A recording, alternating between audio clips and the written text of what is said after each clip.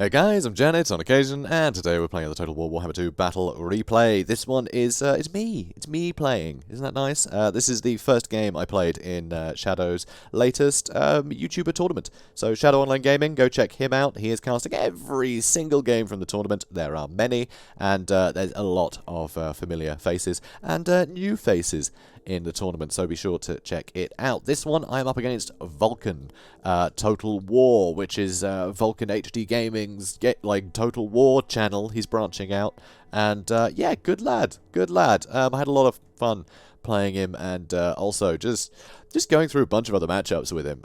He's a good guy, so be sure to check him out too. So this is our first match. I say that this is our only match. It's the group stages. It's all 1v, one-on-one, like best of one. That's what I'm trying to say. So anyway, I'm playing Empire. He's playing Wood Elves. It was a blind pick, but I think I made the best of it. Here you can see I have a front line of swordsmen. I have plenty of spearmen with shields. I've basically just gone with a massive mob. I don't want to have, Way Watchers killing anything valuable, so I made sure to bring as much stuff as possible. So here you can see Free Company Militia. I've got the Silver Bullets. Silver Bullets are nice because they do stalk, so they're not going to get killed until they're in range of something and, let themselves be seen, which is very nice. Plenty of Free Company, because most things aren't going to be very heavily armoured, so Free Company will do the job, and they're not terrible in melee, so, they can help fight things off if need be. Also here, I have a Bright Wizard, so I can imbue anything with fire, so concentrated, missile damage, all fire imbued.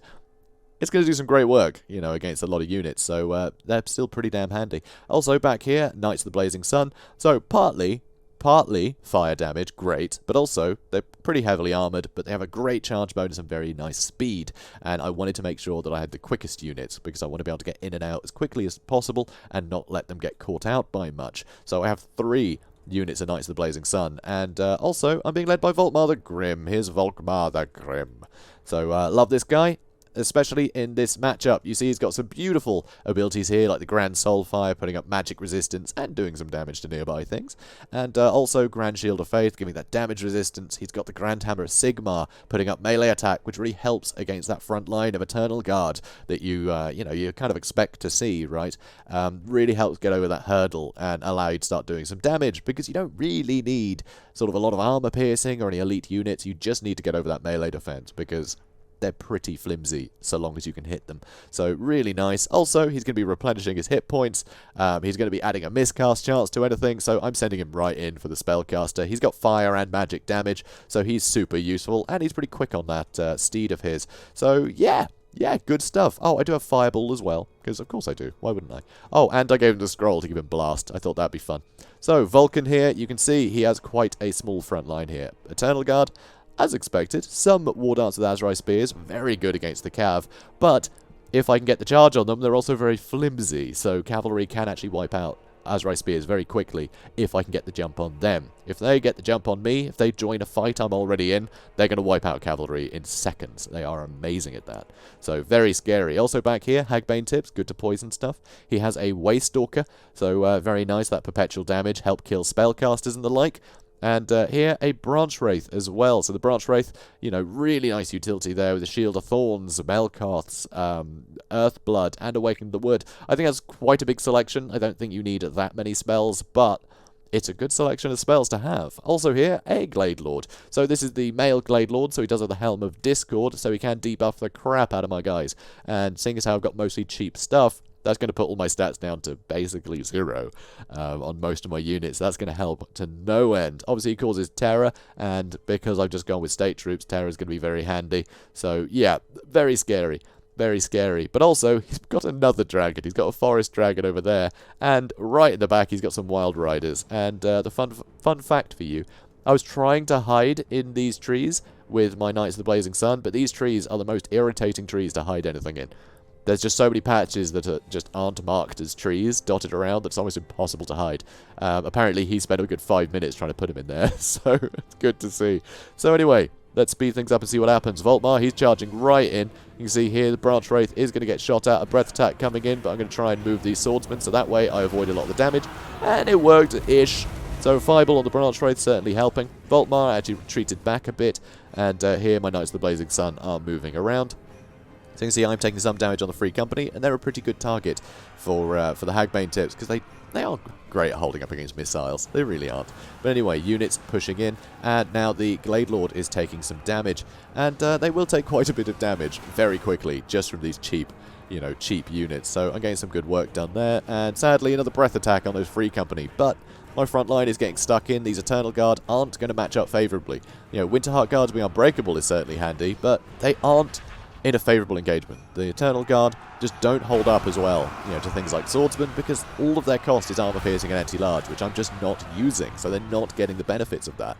But back here you can see he has got his Wild Riders charging in, and that is super useful. He's using Earthblood to keep his guys in the fight. Volkmar is right in the fray here, using his fire and magic damage to negate the physical resist and exploit the fire weakness of the Branch Wraith, which is wonderful stuff. And here I've got everyone turning to shoot at these Wild Riders. These Wild Riders I'm chasing with my other unit at Cav, and I've been cycle charging in the rear with my other Knights of the Blazing Sun back here, which is getting some lovely damage. You see the Winterheart Guard have really suffered, and now a Fireball is coming in. I think I was aiming for him, but I have no idea what that Fireball is doing. It's going in slow motion. Why is it going in slow motion? Okay, it hit him. That's the weirdest thing I've ever seen.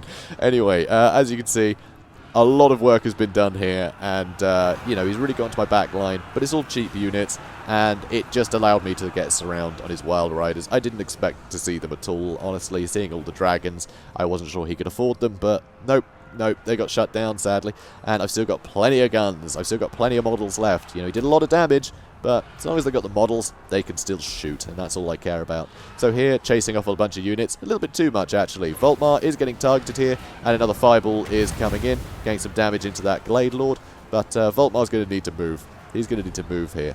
So, Knights of the Blazing Sun moving up and around, and they can get a nice charge in here. But, looks like I'm keeping the Knights of the Blazing Sun nearby, so that way if the Bright Wizard gets chased, I can pull them in. Nope, I decided it's more important to get in here, apparently. I remember umming and ahhing about that. I couldn't remember which decision I went for, but I have other knights to jump on them. Volkmar's going to get a nice charge in the back. A very nice breath attack there, actually. Because, I am blobbing up, and this is something that I hate doing myself. This is something I always tell other people not to do, but somehow I fell for it, and, that was sad. I always hate it when a Fireball misses. But anyway, with the Knights of the Blazing Sun, and all that fire, and Volkmar, the Forest Dragon just wasn't having any of it. So, in the front line, the Waystalk is still going, but he hasn't really had the chance to shoot much, sadly. So now I'm pushing in with everything, and the Glade Lord is on his own here. So, yep, and, I think that was Flaming Sword of Ruin. Yeah, so he's shattered. That's army losses, guys. That's army losses. So, just swathes of units. Just full on, bring as many units as possible. And, unfortunately, Vulcan went completely the other way, bringing as many elite units as possible. But, of course, all of his expensive troops have very little armor. And that was the problem there.